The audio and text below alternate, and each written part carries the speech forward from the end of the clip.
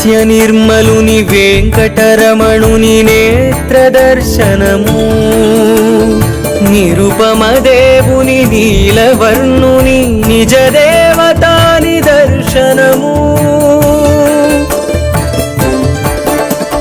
సడలింపు నగల సిరులు దొరలగా హరిమేను మెరయగా, పలుచని పచ్చ కప్పురపు పట్టె నామముల ప్రభలు విరియగా,